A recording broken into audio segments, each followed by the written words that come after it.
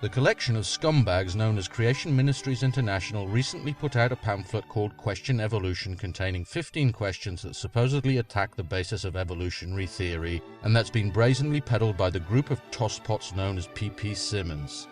Lapkind77 has organized a collaborative response from a collection of excellent YouTubers, and this is my contribution. Please check out the video description for links to all the other users and their responses, and consider subscribing to them. I'm responding to question 5, and this particular piece of crap goes like this. How did new biochemical pathways which involve multiple enzymes working together in sequence originate? Every pathway in nanomachine requires multiple protein enzyme components to work. How did lucky accidents create even one of these components, let alone 10 or 20 or 30 plus at the same time, often in a necessary programmed sequence? Evolutionary biochemist Franklin Harold wrote, "We must concede there are presently no detailed Darwinian accounts of the evolution of any biochemical or cellular system, only a variety of wishful speculations." It really is difficult to express the number of levels on which this question fails. In fact, it's so loaded with ignorance and misinformation that it wouldn't surprise me if at any minute it collapsed under the gravitational field generated from the sheer weight of stupid that it contains. Of course, none of this comes as a shock, since the question originates in part from the despicable YouTubers known as PP Simmons, who I've demonstrated time and time again in previous videos are nothing but dishonest, dishonorable purveyors of vile and disgusting lies. The fact that these con artists are now teamed up with the equally reptilian group known as Creation Ministries International to produce this pamphlet of extra glossy toilet paper perhaps explains its unusually intense concentration of crap.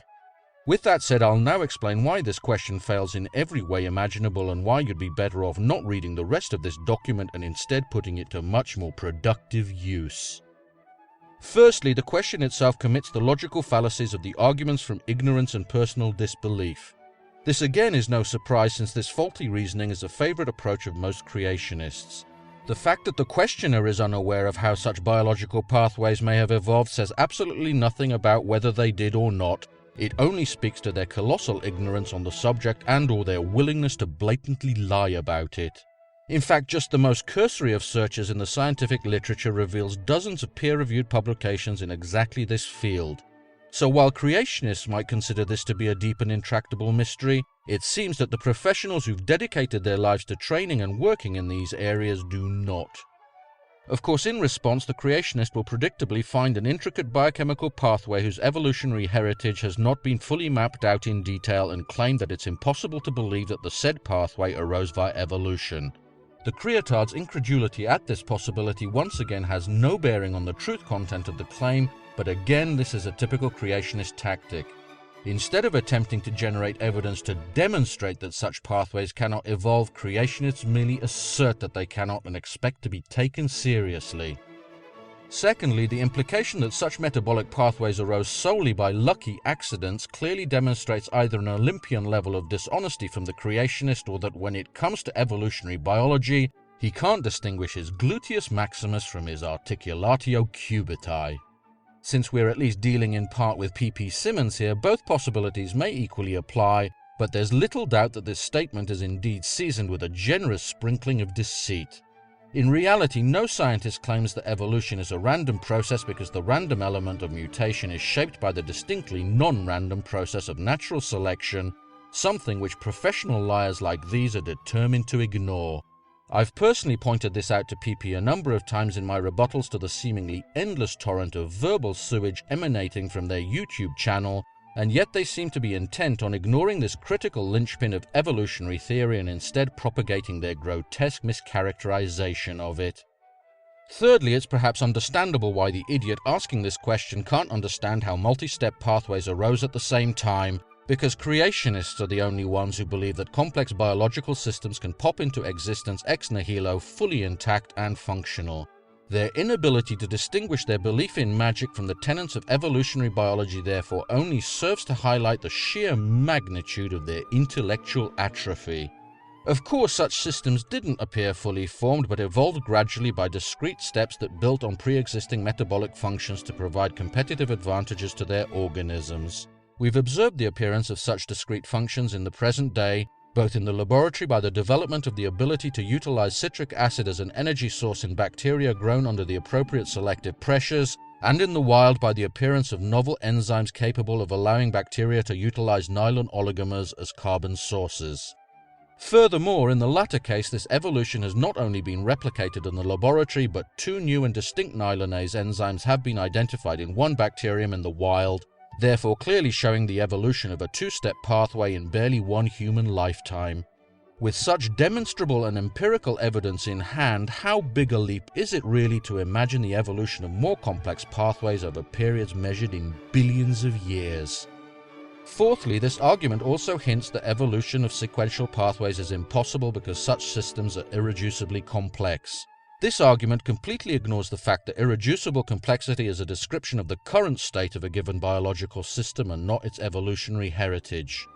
For example, consider a cell that requires two compounds, A and B, from its environment to survive. A new function arises that allows the cell to convert A to B, and since A is abundant and B is not, the cell gains a competitive advantage and the function is propagated in future generations. Imagine now that the cell loses the function to take up B.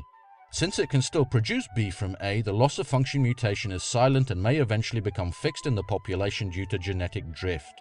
At this point, the metabolic pathway of A to B becomes irreducibly complex, but of course has not always been so. These concepts aren't very difficult to understand, and yet creationists absolutely refuse to recognize or acknowledge their existence, and instead insist on building their ludicrous straw men and attacking weaknesses in evolutionary theory that simply aren't there.